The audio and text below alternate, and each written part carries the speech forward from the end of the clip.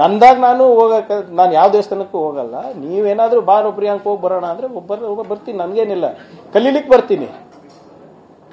ನಿಮ್ಮ ನಿಮ್ಮ ನಿಮ್ಮ ಆಚರಣೆ ಹೇಗಿದೆ, ನಿಮ್ಮ ತತ್ವ ಹೇಗಿದೆ, ನಿಮ್ಮ ಕಲೆ ಹೇಗಿದೆ, ನಿಮ್ಮ ಸಂಸ್ಕೃತಿ ಹೇಗಿದೆ, ಅದು ನೋಡಕ್ 100% ಇದೆ. ನಾನು ಬನಾರಸಿಗೂ ಹೋಗಿದ್ದೀನಿ, ವಾರಣಾಸಿಗೂ ಹೋಗಿದ್ದೀನಿ, ಬೋಧ್ಗಯಾಗೂ ಹೋಗಿದ್ದೀನಿ, ಚರ್ಚಿಗೂ ಹೋಗಿದ್ದೀನಿ, ಮಸೀದಿಗೂ ಅಜ್ಮೇರಿಗೂ ಹೋಗಿದ್ದೀನಿ. ಕಲೀಲಿಕ್ಕೆ ಏನಂತೆ?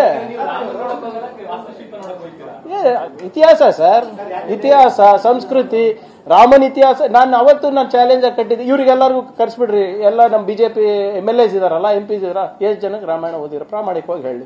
ಎಷ್ಟು ಜನ ಹನುಮಾನ್ ಚಾಲೀಸಾ ಬರುತ್ತೆ ಹೇಳ್ಬಿಡ್ಲಿ. ಎಷ್ಟು ಜನ ಋಗ್ವೇದಗಳ ಶ್ಲೋಕಗಳು ಹೇಳ್ತಾರೆ ನೋಡ್ಬಿಡ್ತೀನಿ. ನಾನು ನೋಡ್ಬಿಡ್ತೀನಪ್ಪ. ನನಗೆ ಗೊತ್ತಿಲ್ಲ, ನಾನು ಓದಿದ್ದೀನಿ.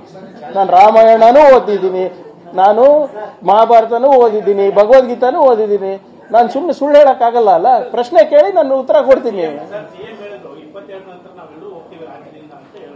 ಯಾರು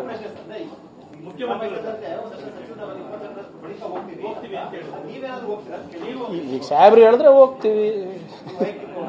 ನೋಡಿ, ನಾನು ಹೇಳಿದ್ನಲ್ಲ, ವೈಯಕ್ತಿಕ ನನ್ನದು ಇಂಟ್ರೆಸ್ಟ್ ಇದ್ರೆ ಕಲೀಲಿಕ್ಕೆ. ನಾನು ಬನಾರಸಿಗೆ ಯಾರಾದ್ರೂ ಕರೆದಿದ್ರ, ನನಗೆ ರಿಷಿಕೇಶಿಗೆ ಯಾರಾದ್ರೂ ಹೋಗಂತ ಹೇಳಿದ್ರ ನಾನೇ ಹೋಗಿದ್ದೀನಿ. ಕಲೀಲಿಕ್ಕೆ ಹೋಗ್ತೀನಿ. ಭಕ್ತಿ ಇಲ್ಲ, ನಾನೇನ್ ಮಾಡ್ಲಿ? ನಾನು ಜನತಾ ಜನಾರ್ದನದಲ್ಲಿ ನಂಬಿಕೆ ಇಟ್ಟವನು. ನಾನು ಸಂವಿಧಾನ ಭಕ್ತ. ಕ್ಲಿಯರ್ ಆಯ್ತೇನ್ರಿ? ಸಂವಿಧಾನದ ಭಕ್ತ ನಾನು.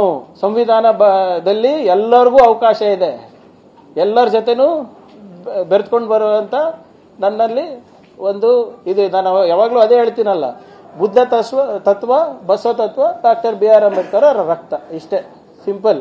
So with Basava philosophy everybody is there, Buddha philosophy everybody is there, constitution everybody is there.